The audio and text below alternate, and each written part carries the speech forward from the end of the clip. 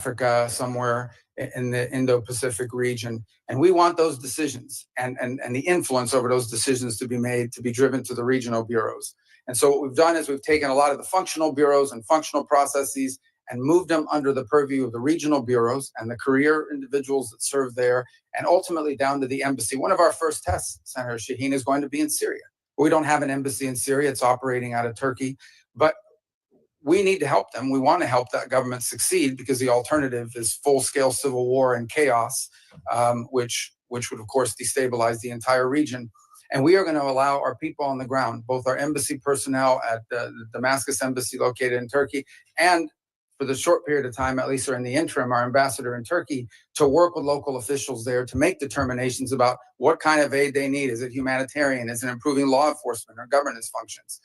We think it's going to be the first test of this new model, but I strongly believe that our decisions and the power to drive decisions and the decisions and the inputs that we're taking have to be driven in many cases from the bottom up, not from the top down, and focused on the fact that there is unique sets of factors in individual parts of the world that require different priorities and attention. And ultimately, foreign policy, mature foreign policy, requires a balancing of interests. That's just a fact. Okay, our human rights agenda is going to look different in certain parts of the world than it will in others. That doesn't mean that we as a people have abandoned it. That means that in a world where you need to conduct real foreign policy in a mature and structured way, there are ways you're going to have to balance all these.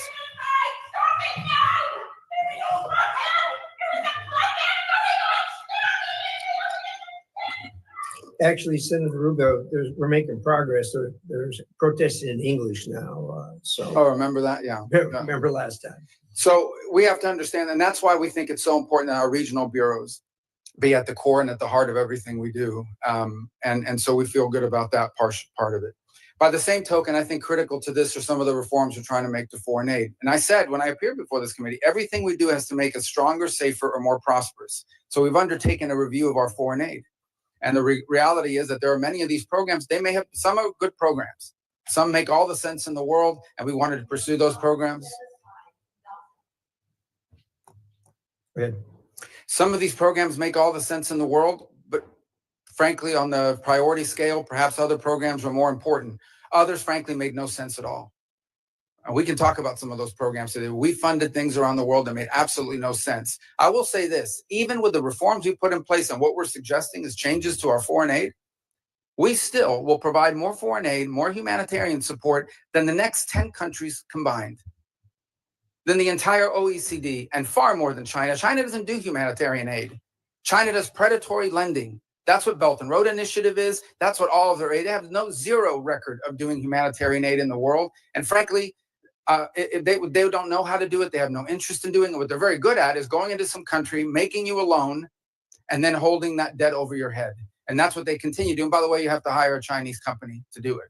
So I don't agree with this assessment that there's no evidence whatsoever that China has either the capacity or the will to replace the U.S. in humanitarian assistance, in food deliveries, or in developmental assistance for that matter. We provide development assistance. They provide debt traps. And that's a point over and over again around the world that we've made, and we found receptive audiences to it. Now, look, anytime you undertake reforms of this magnitude that needed to be made, you're going to have hiccups and you're also going to have controversy. But these reforms had to happen. At USAID, 12 cents of every dollar was reaching the recipient. That means that in order for us to get aid to somebody, we had to spend all this other money supporting this foreign aid industrial complex. We're going to find more efficient ways to deliver aid to people directly. And it's going to be directed by our regional bureaus, and it's going to sponsor programs that make a difference. And it's going to be part of a holistic approach to our foreign policy. And I look forward to engaging with this committee and the appropriators as well, and ensuring that we get to the right place on that.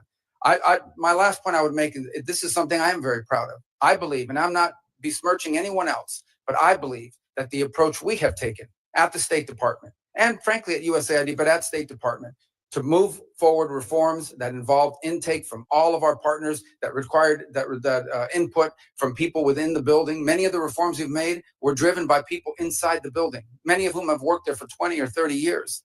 And now we are engaged with Congress, both in the House and Senate, in a comment period where we're taking many of your comments and are making changes to our organizational proposals that we look forward to bringing back to you with an official congressional notification. And even after that, there'll be an opportunity to move forward. But the State Department had to change. I'm telling you, it was no longer at the center of American foreign policy. It had often been replaced by the National Security Council or by some other agency of government, when in fact we have these highly talented people, who many of whom have served in multiple posts around the world and have a holistic view of how foreign policy needs to be conducted, that were being edged out. Because you know what? When I get a decision memo early on at the State Department and they would hand me these memos, there were 40 boxes on this piece of paper. That means 40 people had to check off, yes, okay, before it even got to me. That's ridiculous. That takes too long. That's why people said, don't use State Department. They take too long and it's too cumbersome. And if any one of those little boxes didn't get checked, the memo didn't move up the chain. That can't continue. We can't move at that pace in this world. Events happen quickly, and we have to be able to move at the pace of relevance. And so I hope to work with you in a productive way to make that possible. You're not going to like all the changes, but I want you to know what the intent of the changes are. It is not to dismantle American foreign policy, and it is not to withdraw us from the world. Because I just hit 18 countries in 18 weeks. That doesn't sound like much of a withdrawal. And I see some of these foreign ministers, including individuals from Ukraine, more than I've seen my own children.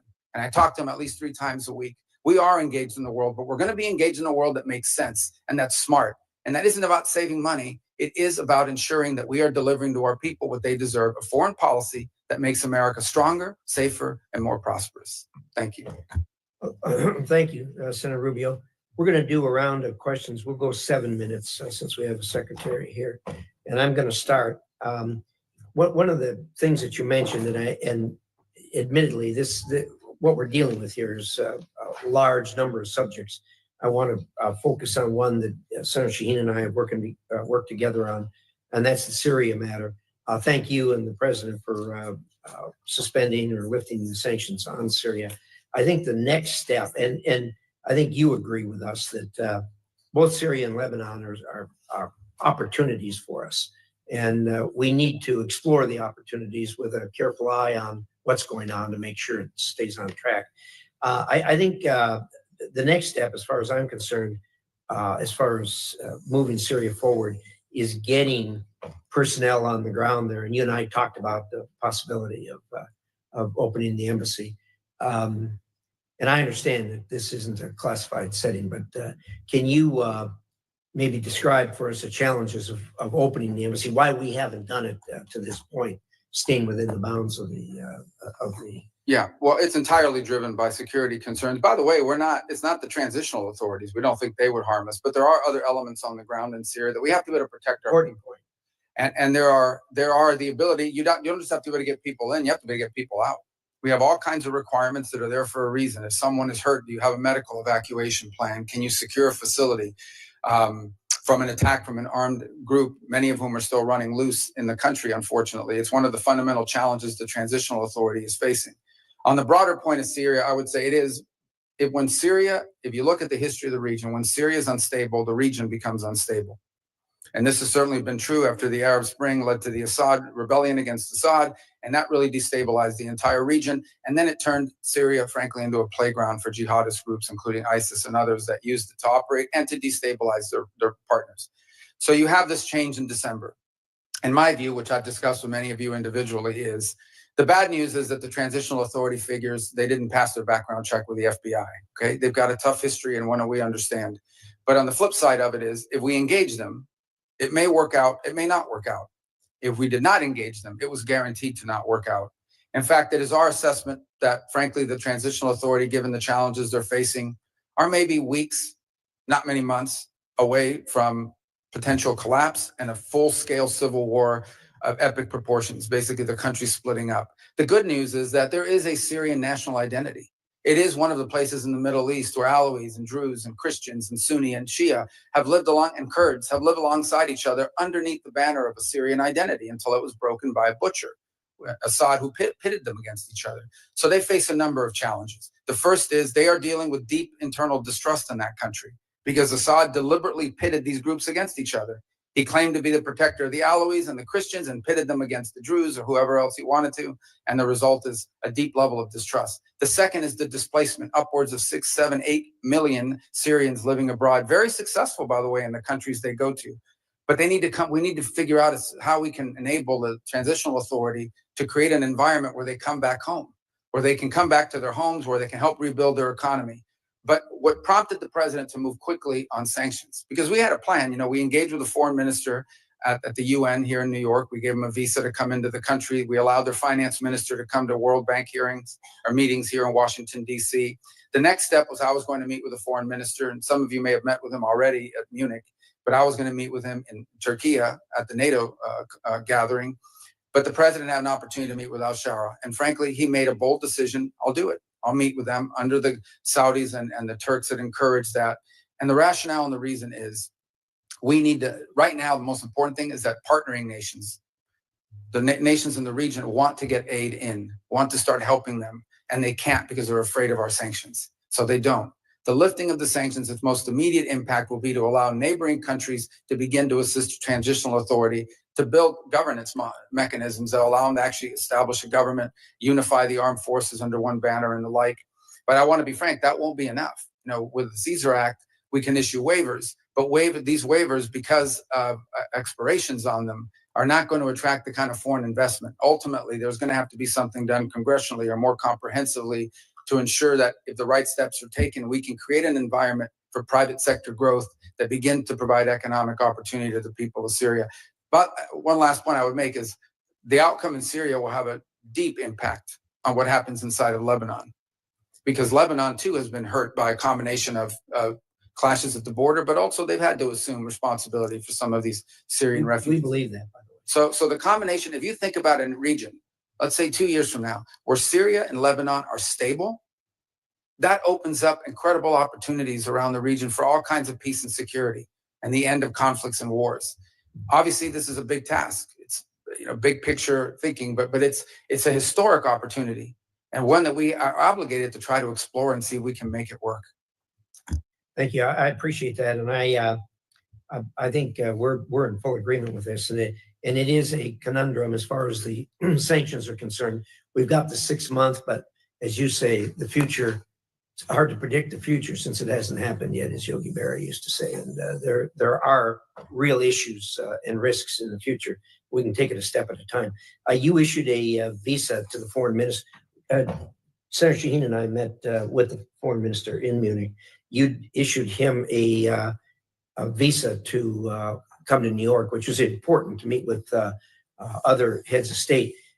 Do you have the ability to do that for the president also? Sure. I mean, we could, and there may be an opportunity to do that come the General Assembly of the United Nations. Yeah, probably will be, and I think that's important. Let me, we do hear a lot of complaining and renting of garments over cuts here and there on our foreign assistance, but the number you laid out is absolutely stunning. That the United States contributes more to foreign aid than the next 10 countries put together. I mean, that's an absolutely stunning number. So I guess what you're telling us before we feel too guilty about it, that we need to look around and compliment ourselves for what we are actually doing and have been doing for a long time. Fair statement? Yeah, there's no doubt. And we want to do it in a smarter, more targeted way. Lastly, let me give you a minute on PEPFAR. People talk a lot about the cutting in PEPFAR. I think virtually everyone here supports PEPFAR, but you've done some things to it to make it better. Can you give us a short dissertation on that? Yeah, 85% of PEPFAR is functional right now. I know there was some hiccups on the payment systems, not the waivers, the payment systems, because it goes to Treasury. Treasury has to push the money out. And there were some hiccups, which I acknowledged in conversations with many of you, but we have fixed that program and the money's flowing. So 85% of PEPFAR is functioning and is operating. There was reduction in about 15% of the individual pieces of the program, but PEPFAR today stands at 85% of functionality.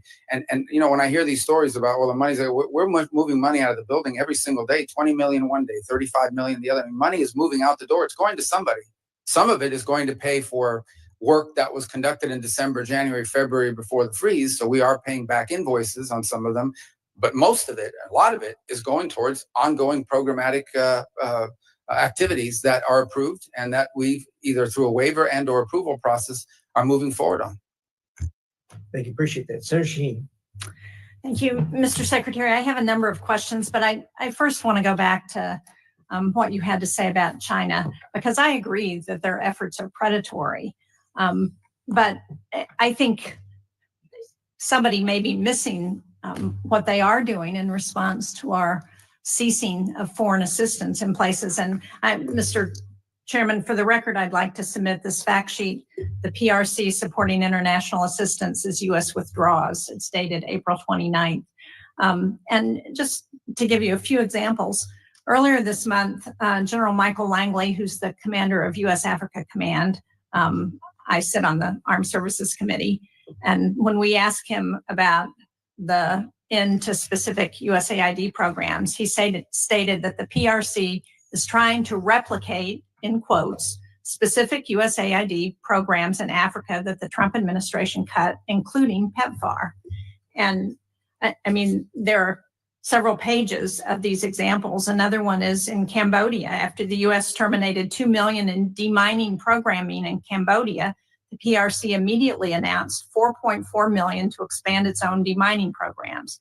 The PRC also recently stepped in to fund child literacy and nutrition programs previously supported by USAID. So we can pretend that China is not doing these things and picking up and promoting themselves as a reliable partner when the United States is not. But we have specific examples that show where this is happening. But I want to move to Ukraine because we heard the conversation that the president had with Vladimir Putin, the phone conversation where Putin didn't agree to any meaningful negotiation that would end this war in Ukraine. As President Trump has admitted, Vladimir Putin is taking him for a ride. Now, we have a bipartisan bill in the Senate that's led by Lindsey Graham. It has 80 sponsors. It's, I understand that the House members are ready to take this up on a discharge petition if we pass it out of the Senate. How much longer until we rein Putin in? And are you prepared to support that sanctions bill that Graham and Blumenthal and 20 or 78 other members of the Senate support? Well, let me answer your last question first, and that is about the bill. We obviously can't control what Congress does, and we've told the Russians this. Not now, 6-8 weeks ago. I believe, Senator Sheen, you were involved in a conversation that made it clear to the Russians what would happen if there was no progress made. And that's been repeated multiple times. I would also make this point, and it's important. Every single sanction, not one sanction has been lifted on the Russians. Every single sanction that was in place under the previous administration remains in place. So this idea we've given up leverage, well, the only leverage, we have the same leverage today we had under the previous administration. Well, Mr. Secretary, I would argue that the leverage that we've given up is taking NATO membership off the table, taking away a commitment to continue to help the Ukrainians with intelligence sharing and with military equipment and arms that they need to help fight this war. Well, that continues. There was a pause for 1 week. All of that was restarted. That was intelligence sharing, though, but it doesn't cover the equipment and arms. Oh, absolutely. That program has not been rescinded. They continue to receive armaments from the United States. To fund what the Ukrainians need as the president. And are you prepared to pass another supplemental bill to support them? Well, that's a different decision. That's a different question. That's not up for me to decide. The White House would have to make a determination about whether to come to Congress for a supplemental. But everything that's been approved and congressionally appropriated is ongoing. In fact, to the extent that the Ukrainians have asked for anything additional, what they've asked for is air defenses, Patriot units, which frankly we don't have. But we are working closely with our NATO allies. There are NATO allies that do have some batteries of Patriot missiles that they could provide or transfer over to the Ukrainians to defend, for example, the airspace of Kyiv and other places. And we've been encouraging in that front and working alongside our partners there to get deliveries of some of these systems. As you can imagine, none of these countries want to give up their Patriot systems either. But we can't make them fast enough. And part of the challenge we have in Ukraine is that munitions are being expended substantially faster than the ability of the broader West, not just us, but the West, to produce them. Now, that said, on the issue of Ukraine, here's what we can all agree on. There is no military solution to this crisis. Right. It will have to end in a negotiated settlement. And the fundamental challenge we have in Ukraine is this. Russia wants what they do not currently have and are not entitled to. And Ukraine wants what they cannot regain militarily. And that's been the crux of the challenge. I don't disagree with that at one level, but on the other hand, what Vladimir Putin is doing now is playing for time, and he's playing this president like a fiddle. And the longer he plays it, the more opportunity he has to gain territory in Ukraine, and the harder it's going to be to get him to the table. But what we need to do is to put pressure on Vladimir Putin in every way we can to ensure that we can get them to the negotiating table. Well, I disagree with this playing with a fiddle analogy, because the truth of the matter is when Vladimir Putin woke up this morning, he had the same set of sanctions on him that he's always had since the beginning of this conflict. And Ukraine was still getting armaments and shipments from us and from our allies. And the European Union is about to impose additional sanctions. And the U.S. is looking for no Patriot batteries to be able to transfer from other NATO nations into the Ukrainian hands. And what the president's trying to do is end a war. He's trying to end a bloody, costly war that neither side can win, and people are dying every single day. But this notion that what has Putin gained throughout this? He hasn't gotten a single concession. He hasn't gotten a single sanction lifted. And the more time he gets without additional pressure on Russia, the more incentive he's got to continue to gain territory and continue to play for time. But I want to just get to a final question because my time is running out. And that is, I recently wrote a letter to you about the issuance of executive orders on thousands of Afghan allies. These are people who fought alongside our military during the war in Afghanistan. They've been stranded in Qatar and Albania and Pakistan and Afghanistan. These are individuals who have been vetted already. They're ready to travel to the United States. And the question I have is this administration going to allow them to come to the United States as it promised? Because unless we're willing to keep our commitments to those people who were willing to fight and die alongside of us, then how can we ever ask people to do that again? Yeah, a couple of points. Some of those are I think the issues that is getting mixed up here is whether we are going to pay for them to fly to the United States once a visa is issued, or whether they have to find their own transportation to the U.S. So there's two separate topics: our payment to move people forward, but also the issuance of the visas. And when that is still going through an internal review as to who is going to be allowed in, there's been a review of the vetting process that's been used. Frankly, there have been some errors found in the previous vetting process that we're concerned about. And I'm separating out from that audience people who we have closely vetted because we've been working alongside them for many years with regards to their service alongside our intelligence forces or special operators on the ground from the broader. Remember, they're also bringing dependents with them. And so there were some concerns early on about freezing or slowing down this program until we could determine whether we were properly vetting people to come towards the United States. And that process is ongoing. And I think we'll have more concrete answers for you, which I know is not satisfactory at this moment, but we've obviously had a lot going on. But this is something that we've heard a lot from both our DoD partners and others in the intelligence community. And we're working to make progress on that. I'm out of time, but just to clarify on last week, Secretary Noem announced that temporary protected status, which I understand is not exactly the same, but for over 8,000 Afghans would end on July 12th.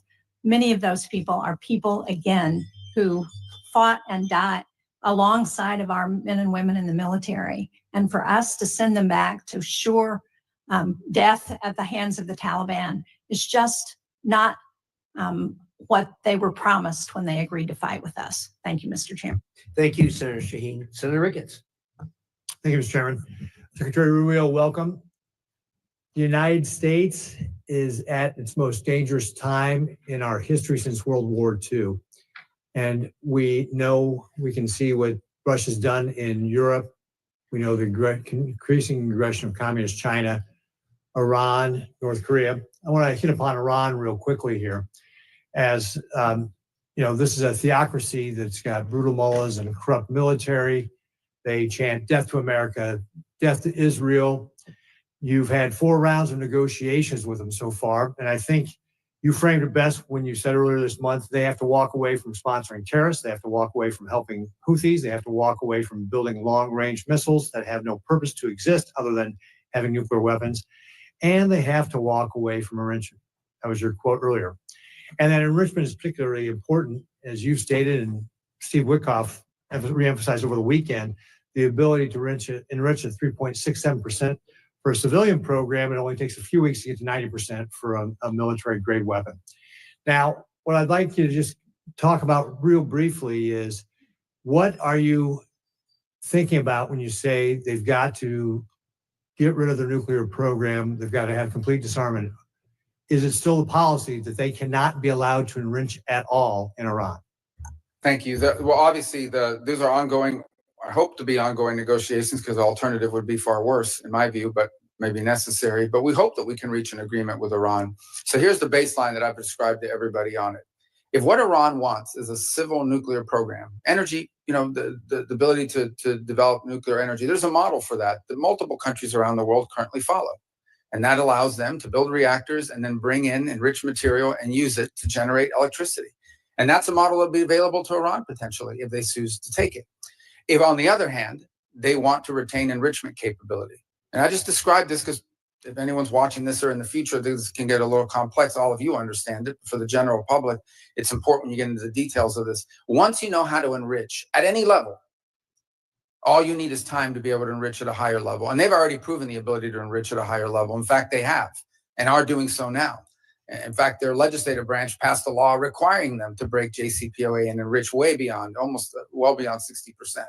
So you're absolutely right. About 90% of the work of enrichment is getting to that 3.67 level. After that, the rest of it is just a matter of time, not to mention what the gap is from the 20% for medical isotopes, which is the other thing they insist upon. So the Iranian position is that they don't just want energy. They claim that enrichment is a matter of national pride. It is our view that they want enrichment as a deterrent. They believe that it makes them a threshold nuclear power and as a result becomes untouchable. And that is the crux of the situation we're facing right now. And there are other actors, and I won't go much deeper into it, but there are other nation states in the region that are also range from uncomfortable all the way to view as an existential threat the belief that Iran could ever be in a position of maintaining its enrichment capability in the long term that could quickly be weaponized. So that is the basis upon which we are negotiating with the Iranians.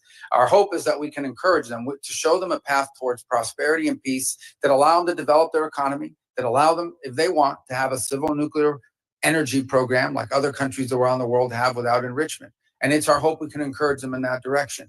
The president has been very clear, and I won't elaborate any further, that they are never going to get a nuclear weapon. That is not going to happen. But I much prefer, and I would venture to guess all of you would much prefer, if we could reach an arrangement where they agree to this off-ramp, to this pathway towards prosperity and peace, as opposed to the road they have been on for the last 20 years. And it will not be easy, but that's the process we're engaged in now. Right, thanks. So let's go to communist China, because they're the greatest existential threat that we face as a nation. We both agreed last time you were before this committee that we need an all of government, not just an all of government, but we also need an all of society approach on how we face communist China. This was illustrated in a recent table talk exercise that I did with Senator Coons and others, and I'm talking about contingency where Beijing tries to do an energy quarantine on Taiwan to force them to capitulate. And obviously, unlocking Americans' energy is one of the ways that we can help counter this with LNG and biofuels, some of our strongest tools to be able to help our allies and partners. Cutting red tape, unleashing American energy in the private sector, we're positioned to be an energy supplier here of choice. But we need the infrastructure in place, and that includes having a West Coast LNG terminal. Can you talk a little bit about what you're thinking about when it comes to this type of contingency with regard to an energy quarantine in Taiwan and how the administration would approach that? Well, first of all, it would be devastating. And the U.S., as you know, has agreements in place and assurances it's made on maintaining the status quo in that region, and that those will remain viable without trying to be alarmist here. We know what those are, and we hope that never happens. But I think the broader issue that you touch upon, which I don't think is widely understood, again, members of the committee who follows this closely understand it, but more broadly, is the dangerous imbalance that has developed between China and the rest of the world on a number of fronts. The first is on access to rare earth minerals, which they have secured access rights all over the world on virtually every continent. They are predominant and or leading in their access. And it's one of the points of frustration that I have. You go to a country and you see how much money we've given in humanitarian aid, but when it comes to rare earth mineral rights and exploited, rights to natural resources, it's all on the Chinese side. So where's the connection between the aid we give to help countries survive And the fact that the Chinese are going in and somehow from these governments, bribery or otherwise, getting a hold of all these rare earth minerals and leases and contracts all over the place, not just in Africa, in Latin America, all over the place. The second is processing. They process all these rare earth elements. So we are literally, if they decide one day we're going to cut the world off, and they threaten to do so to some extent with these trade negotiations, you won't be able to build an engine in this country. You won't be able to build a rocket or any of the things that we use in daily life. This is a very dangerous situation that's developed that has to be addressed as well. A lot of it will require domestic changes in our own country and building up our own domestic capabilities, for example, to refine rare earth minerals and to process, but also just to make things. Pharmaceuticals, another dangerous imbalance. We were, all this talk about them getting close to the Europeans. They're dumping on the European market. They're dumping electric cars. They're dumping all kinds of products because they're overproducing. They don't consume. So they dump all these products onto the European marketplace. But you know what the Europeans are very concerned about? The Italians in particular. They used to lead the world in pharmaceuticals, at least in the precursors and the key elements and the basic ingredients. Now the Chinese dominate 80-something% of that industry. They could cut off our medicine. So I think when you talk about energy, I could apply that to a host of critical industries in the 21st century. If we don't address that imbalance, which is what we're hoping to do with some of the trade proposals, but also domestic matters that the administration is taking on, we're going to be in real tough shape here very soon if we're not already. Thank you very much, Mr. Secretary. I see my time is up, but I look forward to continuing to talk with you about how we can create this all-society strategy to be able to fight back against Communist China, because you just laid out a lot of the things that we're at risk at, and we have to have a way to be able to push back on them so that they don't decide to try to take Taiwan by force or try to do an energy quarantine, which could lead to a war which would be devastating for everybody. Thank you, Mr. Chairman. Thank you. A sobering analysis of where we are on the supply chain. Senator Coons. Thank you, Mr. Chairman, Ranking Member. Thank you, Secretary Rubio. Look forward to 2 sessions together today. This afternoon, you'll be in front of the Appropriations Subcommittee. And I think there's going to be some themes across both of these. First, I think we all agree that China poses our single greatest geopolitical threat and that we have no choice but to deter China across the board and to outcompete China. Senator Ricketts and I just traveled to the Philippines and Taiwan and saw directly the challenges that we face there and regionally. And you've recently had some significant successes, the DRC, Rwanda peace transition, the avoidance of escalation in India and Pakistan, the opening towards Syria. But I also frankly think that there's been a real lack of coordination and some serious harm to our standing in the world with some of the countries that we have worked most closely with over decades.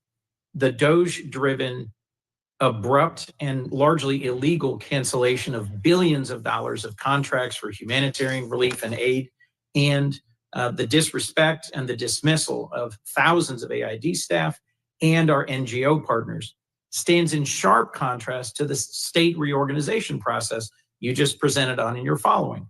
You've submitted plans and proposals. We're having a conversation. You're going to send a congressional notification. We're going to have a hearing. That's the way that the reforming of USAID could have and should have happened. And so I just at the outset had to say, as someone who spent 15 years traveling the world, visiting both our partners and allies, looking at independent or semi-independent agencies like the MCC and the DFC and their role, and visiting NGO partners and the USAID, I reject the broad characterization of them by Elon Musk and Doge as criminals who were wasting taxpayer money. You've heard across all of us support for PEPFAR, concern about humanitarian relief, and the vision that this is a key strategic asset for us.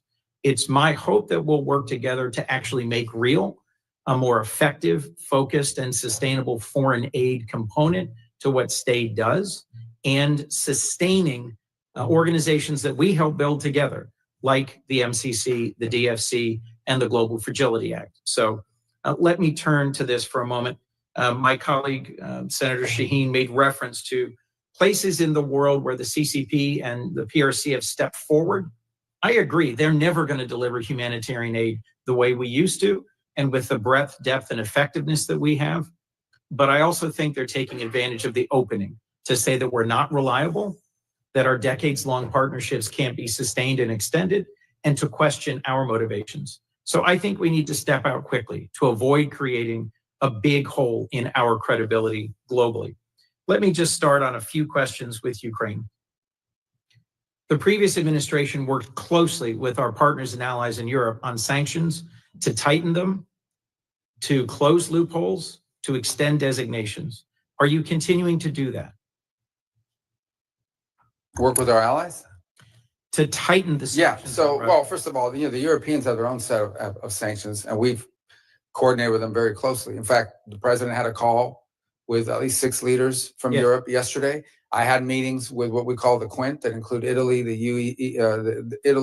France, the UK, the Germans, the French. So we are in constant contact with them on the work that they're doing, and they're proceeding along their own route. And in fact, in our conversations in the past with the Russians, we made clear to them that the Europeans and ultimately will have to be at the table because they have their own set of sanctions that they're imposing. So the answer to your question is we have worked very closely with them. The president understands fully the options he has available to him, some of which are represented in the bill before the Senate. In the bill before the Senate that Senator Graham and others have led, that I co-sponsor, I think we have an opportunity to put more pressure on Russia and to push Putin to get to the table and to agree to a just and enduring peace. Do you support that sanctions bill? And do you think we should continue to arm Ukraine and to strengthen the sanctions against Ukraine in order to create the conditions for a real negotiation? Yeah, look, it may come to that point. If in fact it is clear that the Russians are not interested in a peace deal and they just want to keep fighting a war, it may very well come to that point. The president has made that in the past. Our belief, the president's belief, is he believes that right now, if you start threatening sanctions, the Russians will stop talking. And there's value in us being able to talk to them and drive them to get to the table. We'll see. Look, they have to do this. No one's claiming that this is a President guarantee. Zelensky reversed himself, showed up, was ready and willing to negotiate. And Putin, I think, my view, continues to play for time. Well, so I hope that we can work together to put more pressure on Putin to get to the table and to resolve this. The other thing that I see clearly, and I think many of my colleagues do, is that what happens in Ukraine sets the table for what happens in the Indo-Pacific. That there's an increasing coordination between the Russians, the Iranians, the DPRK, and the PRC. Do you see that as well, Mr. Secretary? Well, we remind our European allies every day that were it not for China, Russia would not be able to sustain this. And they're fully aware of that. And obviously, we all understand the presence of the North Koreans and the Iranian role in this as well. But by the same token, I would say there's a flip side to that. And that is every minute we spend, every dollar we spend on this conflict in Europe is distracting both our focus and our resources away from a potential for a much more serious, much more cataclysmic confrontation in the Indo-Pacific. So the answer is yes, they are related, but they're related both ways. They're related on the one hand by the precedent that it could set, but they're also related by the fact that every minute that we spend on this conflict that cannot be won by military means. Every resource that's expended into is money and time that's not being spent on preventing a much more serious confrontation from a global perspective in the Indo-Pacific. You made the point earlier that in your view, we did not coordinate well enough between countries where we for decades had done humanitarian aid, disaster relief, public health work, and countries that ally with China in terms of resource mining and processing. One of the countries we visited was the Philippines. The Philippines is the most disaster-prone country on Earth. They have more typhoons, volcanoes, earthquakes than anywhere else, and they are a treaty ally of the United States. Yet we abruptly canceled a whole series of programs that provided disaster assistance, development assistance, and humanitarian aid. My hope is that we will work together to follow an appropriate and legal process to reform foreign aid and to align it with our values and priorities. I've long seen the MCC and the DFC as critical components in pushing back on what you correctly perceive as the PRC's extractive engagement with much of their region. What do you see as the future for organizations like the MCC and the DFC?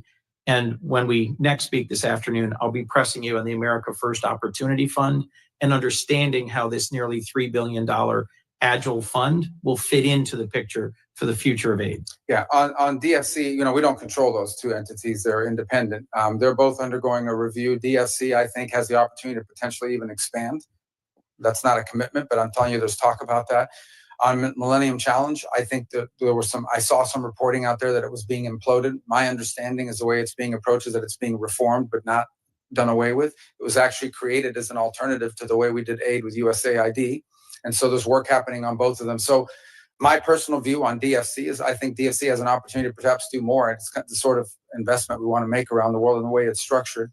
And on Millennium Challenge, it's undergoing a review right now, but the review is designed to improve it, not to eliminate it.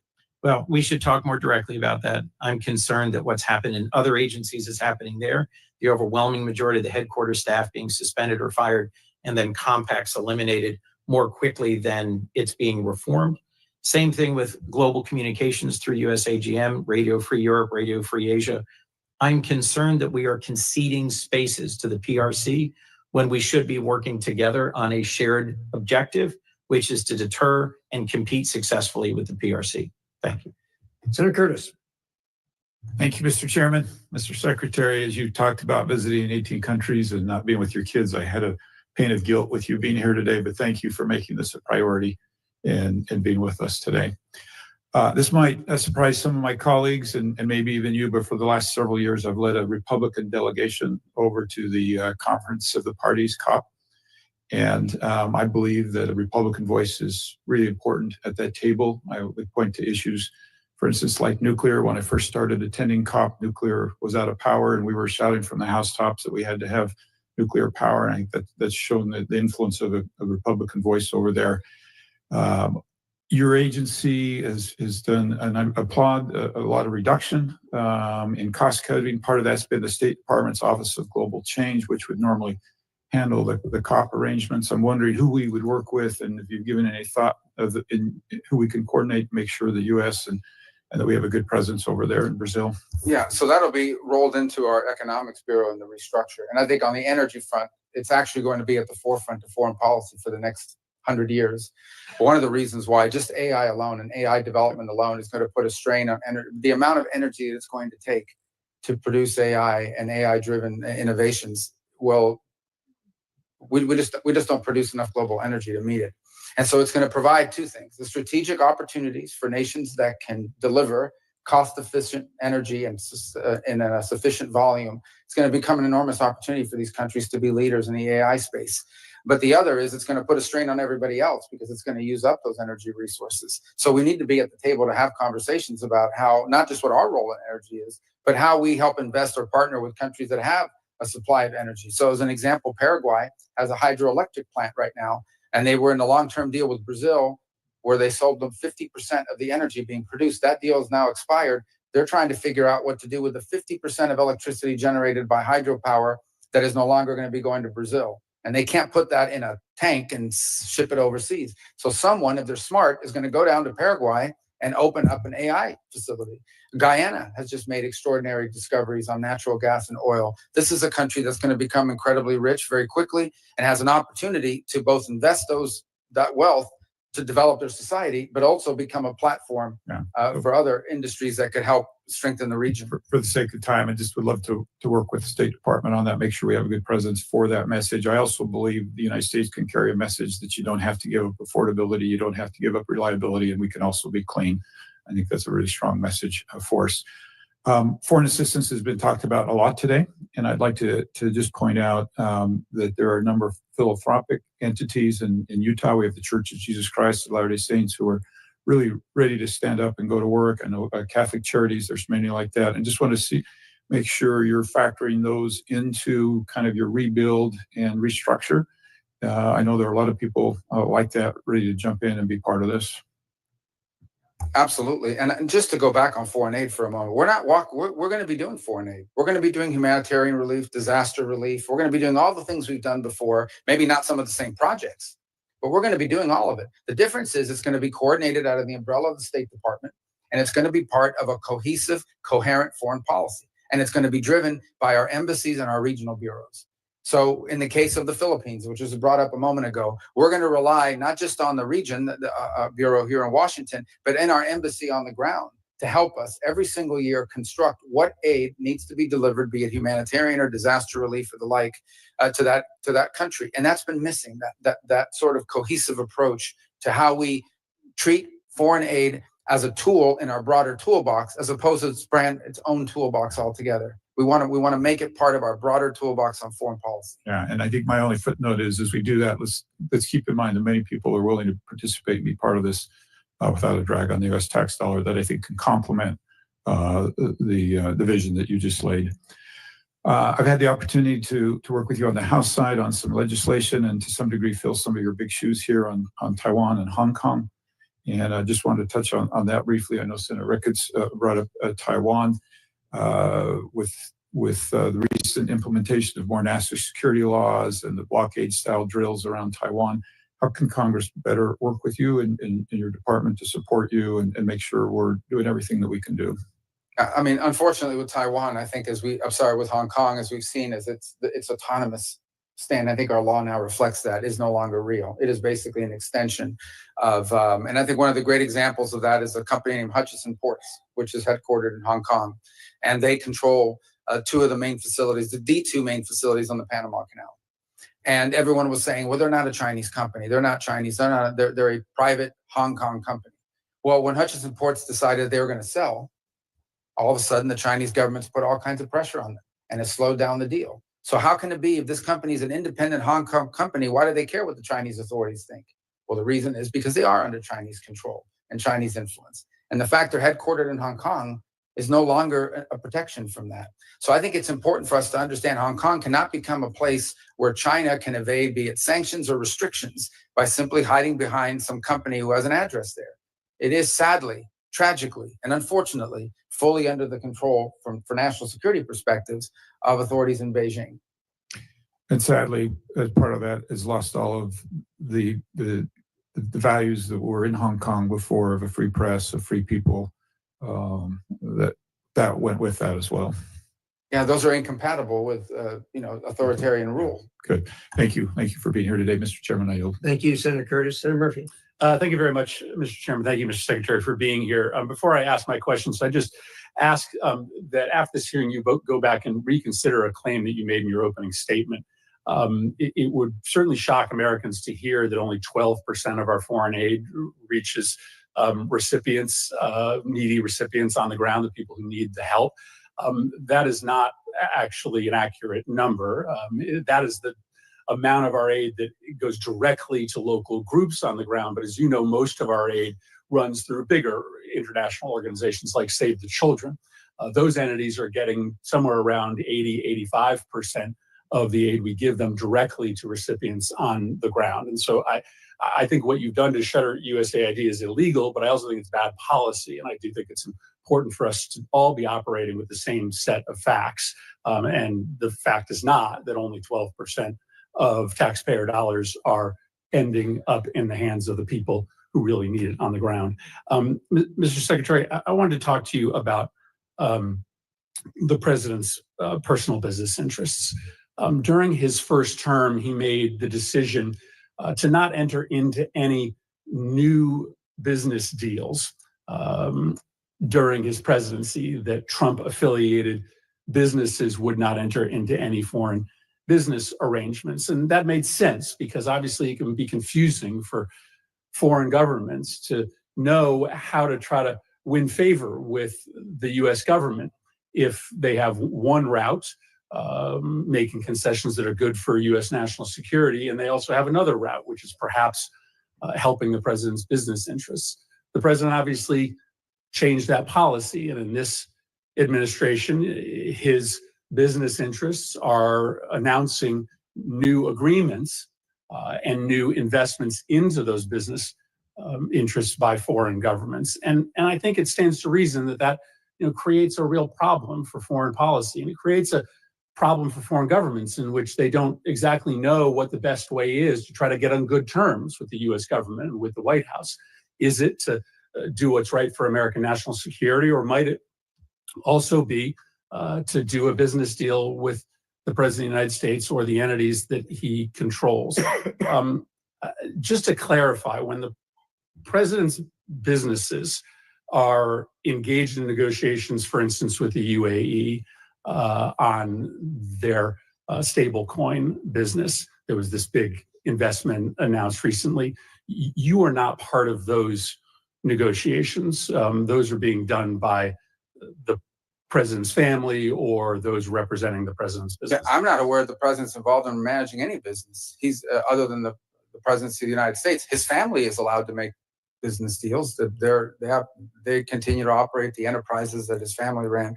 I also don't accept the notion that these deals, that, for example, in Saudi Arabia or the UAE or Qatar, had anything to do with the president. For example, the Qatar bought $200 billion worth of airplanes from Boeing. The president's not as far as I know, not a shareholder, certainly doesn't own Boeing. So the overwhelming, if you look at the deals that were structured, they were involved in investments in the United States. That's the deals he signed, and or investments in, for example, the UAE or Saudi Arabia involving artificial intelligence. UAE did announce a massive investment in World Liberty Financial, and World Liberty Financial is controlled by the president, and the president does actively engage in these businesses. He uses his social media to market the businesses that are being run by his family. I mean, just go on to his social media feed and you will see him marketing his meme coins. So that is the president of the United States. That is not his son's doing. But that, just to be clear, that was not part of this.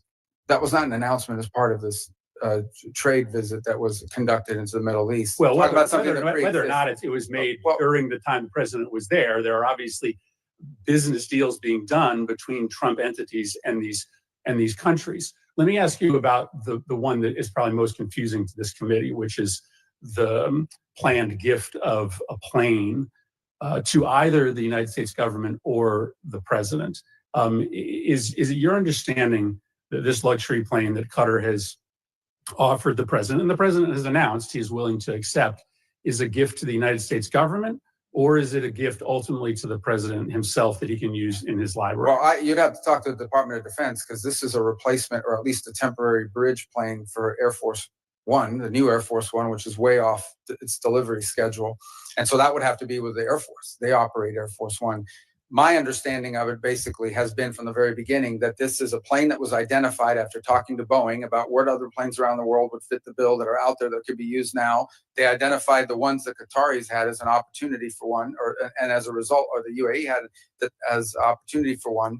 And that's how that. And it's not your understanding that the plane ultimately will belong to the president or to the president's library after. Well, I'm not involved at that level of it. I've never heard that before. What I've heard is that plane will replace Air Force One, which is an Air Force plane. Let me ask you about the dinner that's happening this Thursday night. The president has offered access to him to the 200 top purchasers of his meme coin. Reports are that maybe about half or more of those individuals who will be meeting with him, many in a VIP reception, are foreigners. Do you have a list of those foreign individuals who will be meeting with the president? I don't. I don't know anything about. I didn't even know there was a dinner on Thursday night, so I'm not sure what you're referring to. So you don't know whether any of the foreign individuals who are going to be meeting with the president this Thursday night, for instance, are on our list of sanctioned individuals, or whether any of those individuals have connections to, let's say, terrorist organizations abroad? Well, I think if they have terrorist links, the Department of Homeland Security probably would not allow them into the country. But I don't even know there is a dinner on. You're asking me about something I don't know about. Well, but listen, this is a dinner that the president is having.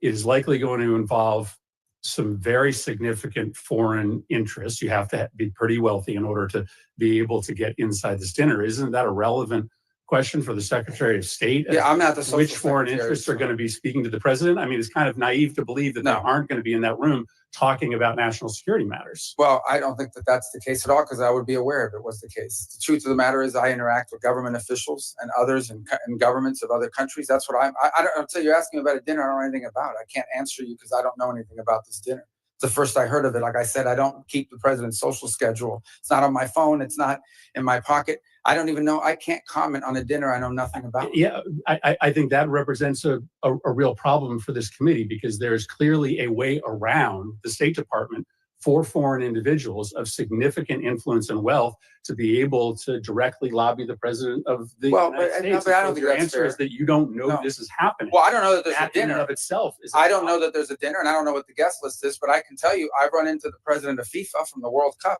He's here all the time. I see him. He's a private individual. It's not a government entity. And he's met with the president and is friendly with the president. He doesn't have to go through me to meet with the president. The president has relationships and friends and people he's known for a long time. Some of them are foreigners. That's not unusual. Yeah, But these you're are asking people me he's about a known for a specific long dinner time. and These are implying individuals nefarious who just impact. bought their I way can't into a comment on it. meeting on with a the dinner. president. I think you should probably endeavor to get your hands on the list to make sure that there aren't individuals there who are perhaps contravening national security interests that the Well, I don't think Department that's, of I don't have State any is concern about that. prioritizing. Ultimately, I don't have any concern that the president having dinner with someone is going to contravene the national security of the United States. Thank you, Mr. Chairman. Thank you, Senator King. Thank you, Mr. Chair. Thank you, Mr. Secretary. In response to an earlier question, you sort of posed a question back.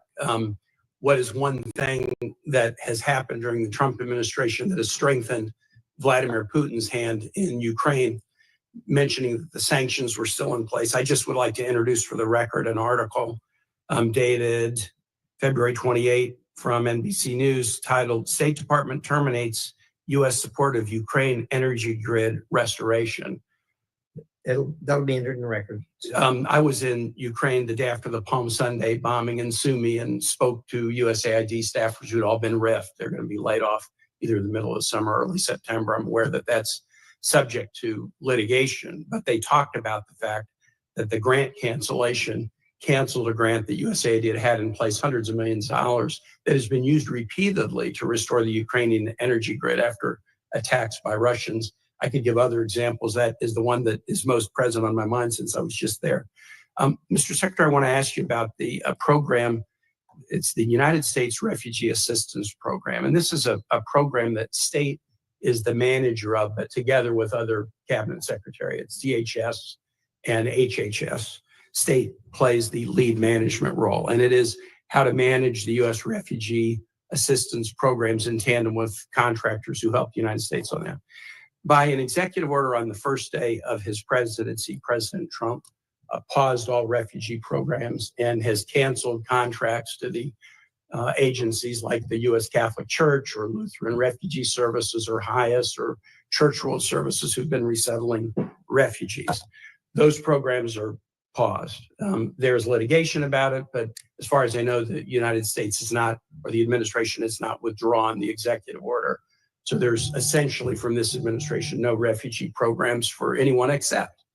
In early February, the president announced a special refugee program for Afrikaner farmers, justified A, by some concerns about South African foreign policy, but B, a claim that these were persecuted individuals. So right now, the U.S. refugee program allows a special program for Afrikaner farmers, the first group of whom arrived at Dulles Airport in Virginia not long ago, while shutting off the refugee program for everyone else. Do you think Afrikaner farmers are the most persecuted group in the world?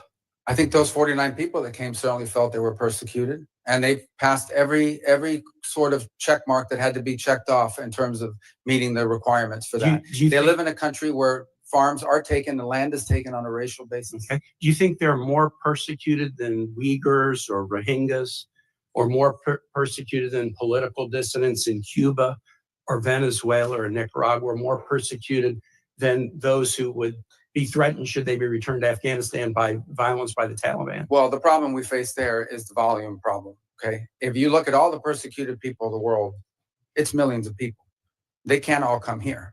And we had refugee programs. So that were why acting as a magnet for why people to come here. prioritize Afrikaner farmers? Well, because it's a small subset, it's a new issue, and the president identified it as a problem and wanted to use it as an example. But that's different from having these refugee programs that were basically spending money to put people up in communities and accommodate them, and it was acting as a magnet. Millions of people in the country illegally, and today the border is sealed. Let me challenge you, and I'm just going to say for the public, if you want to understand about the quote persecution of Afrikaner farmers, go look at the composition of the South African government. Since July of 2024, there's a government of national unity, and the opposition party to the ANC, the Afrikaner Party, the Democracy Alliance, is part of the governing coalition.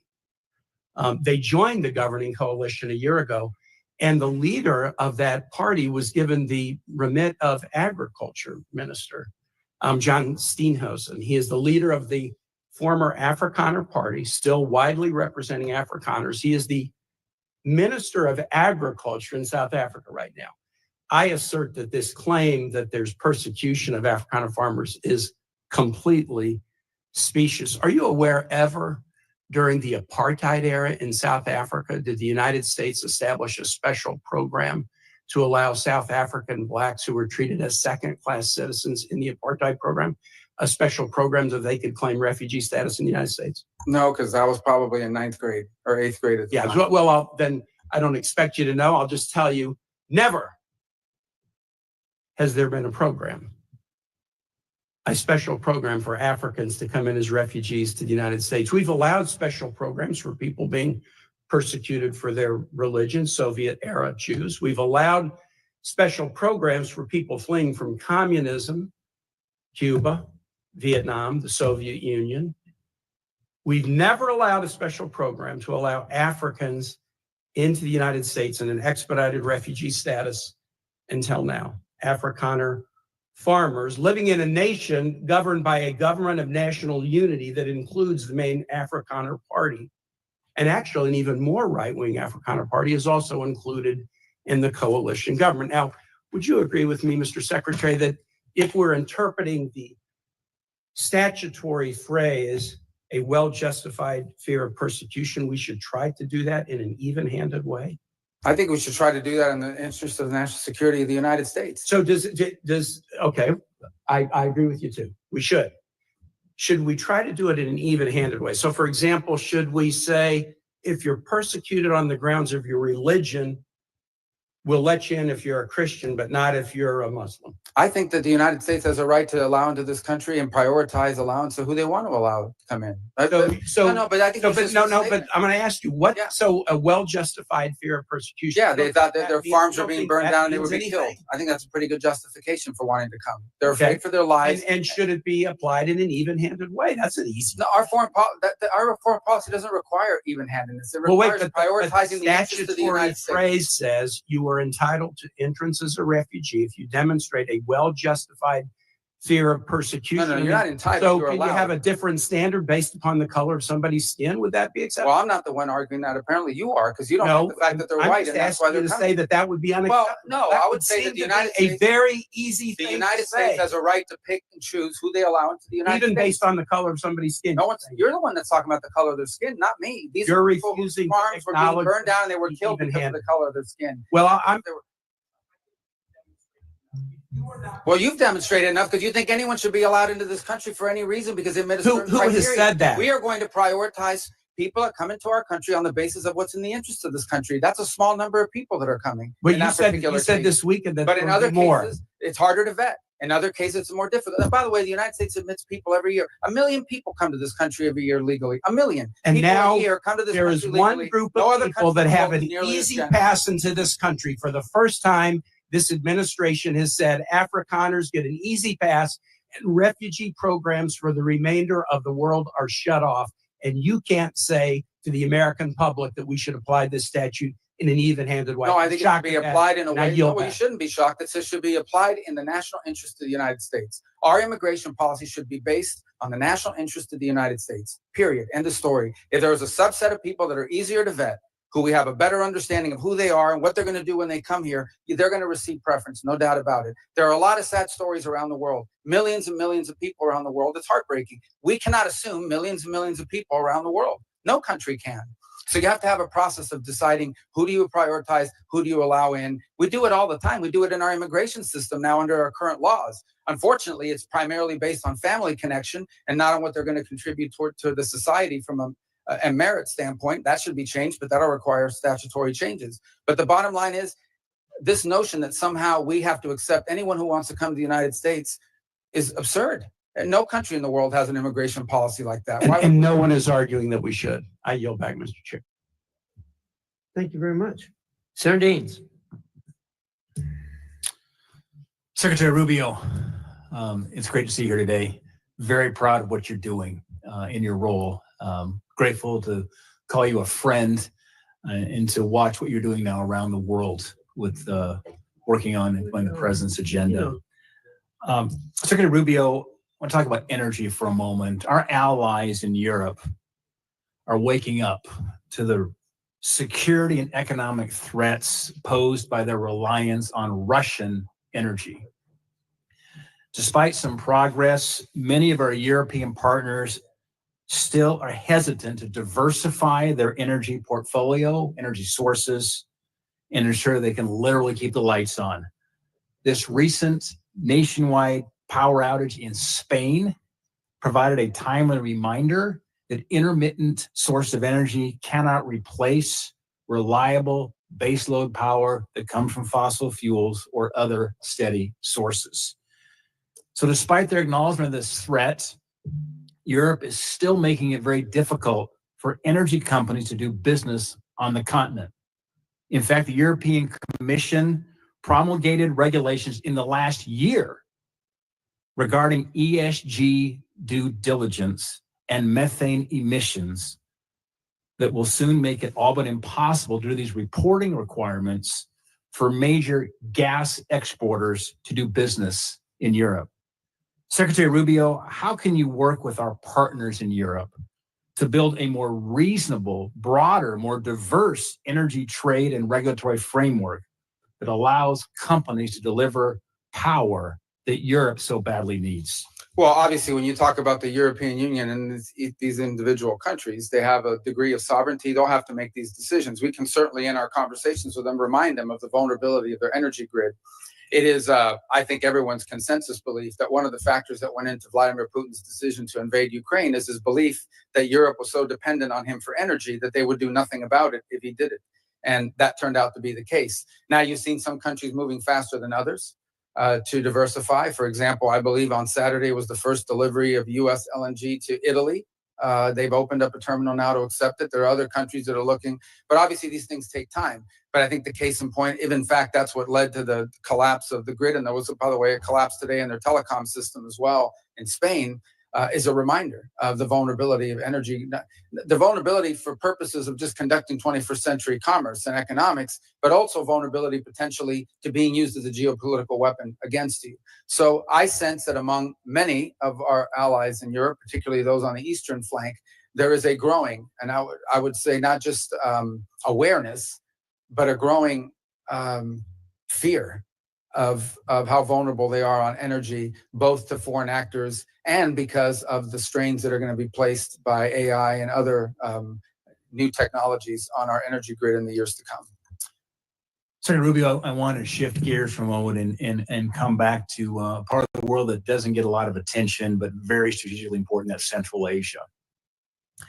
Think about Central Asia, the 5 countries, Kazakhstan, Kyrgyzstan, Uzbekistan, Turkmenistan, Tajikistan. When they wake up in the morning, they look north, they see Russia. They look to the east, they see China. They look south to Afghanistan. They look south and west to Iran. There's great potential that I don't believe is being utilized. An example of that is the lack of a trans-Caspian pipeline. You've got these 5 Central Asian countries, the Caspian Sea. 20 miles is all that's needed right now for an interconnector to basically connect Turkmenistan into Azerbaijan and then into the network pipe, the gas line pipeline, certainly throughout Europe. It's just 20 miles for that interconnector. Turkmenistan has the 5th largest reserves of natural gas in the world. Huge potential. And obviously with their neighbors of China and Russia and Iran, getting that gas out is a challenge, but there's a path forward through the Caspian Sea. Mr. Secretary, do you believe that completing that 20-mile Caspian interconnector would be in the best interest of the United States and our allies? I think the answer is yes. That's what you're saying. I mean, it sounds to me that way from what you've described. I can't say I'm an expert on those 20 miles, but I could certainly see from your argument, the way you put it forward, that it makes all the sense in the world. And it reminds me, once again, of why we want so much of our foreign policy to be driven at the regional and embassy level. Those are exactly the kinds of opportunities that in a different context where how we were conducting energy policy would be lost.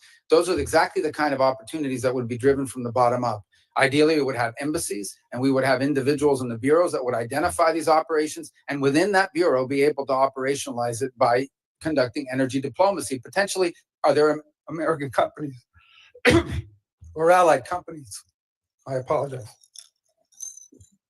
Are there American companies or allied companies that can contribute to that effort, that can help us to fill that gap and provide the contracting work needed? Yeah, you know, and Secretary, what's fascinating is when you engage those countries. I was the first U.S. senator to be in Turkmenistan and Tajikistan in 13 years when I went over there last November. As you can see, energy is a very emotional thing to me. It is.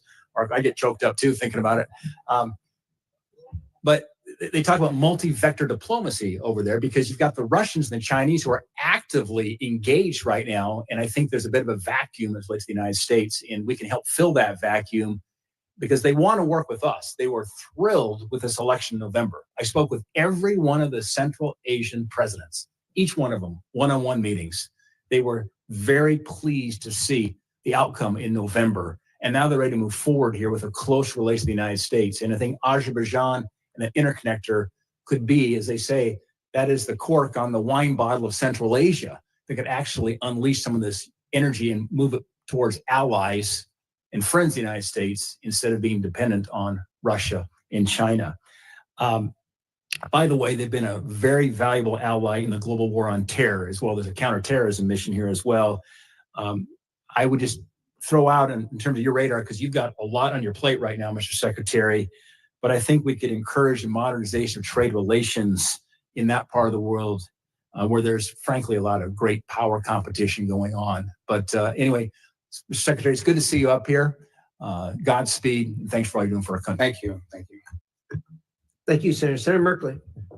Thank you very much, Mr. Chair, and greetings, Secretary Rubio. And it's a pleasure to work with you when you were in your Senate capacity on a number of human rights issues related to China, Taiwan, Tibet, Hong Kong, and certainly the Uyghur Forced Labor Prevention Act, which I think is a standard and a strategy I hope will spread to other countries to reject goods made by slave labor in China. Today, however, I want to wrestle a bit with another what I consider to be a humanitarian tragedy, conditions in Gaza. I very much supported Israel going after Hamas following October 7th, but we are now well over a year and a half into this, and there's a new phase of events, which I'll try to summarize. 6 months ago, Finance Minister Smotrich said Israel should thin the population through voluntary migration. He also used the term encouraged migration. These terms are considered a euphemism for forced displacement. And the strategies of forced migration are food denial, the demolition of homes so that there's no place to return to, and driving people from one area in the Gaza Strip south to the southern side. Then there is a new plan called Operation Gideon's Chariot, mass call-up of troops in Israel. And Netanyahu said a few days ago, he said, we're going to take over all the areas of the Gaza Strip. By the way, on that forced displacement or the demolition of homes, I want to put up a chart to accentuate the point. This is satellite images done by the New York Times that show before the war, the detailed homes, mass damage before the ceasefire, and then since the ceasefire, absolutely the entire neighborhood turned to rubble. There's just basically nothing left that is habitable. So I wanted to just make the point that it's not some theory about the strategy. The strategy is being implemented very aggressively and effectively. But let me return to the issue of food denial. The Office for Coordination of Humanitarian Affairs estimated that in February, 2,000 children were admitted for treatment of acute malnutrition. I was thinking about the strips that are used. They're called MUAC strips, mid-upper arm circumference. It's basically to measure the bicep. And I saw them I went to areas that were under starvation in Africa, and I saw these being used, and you'd see a child, and you would think this child is just maybe 2 years old, maybe 5 years old, and their arms as thin as toothpicks. And I was struck when a UN health representative returned and said, and I quote, I've seen them in the wards, referring to the hospital wards, a child of 5 years old, and I thought he was 2 and a half. So Ulcha said 2,000 children acute malnutrition. That's a nice way of saying we're starving.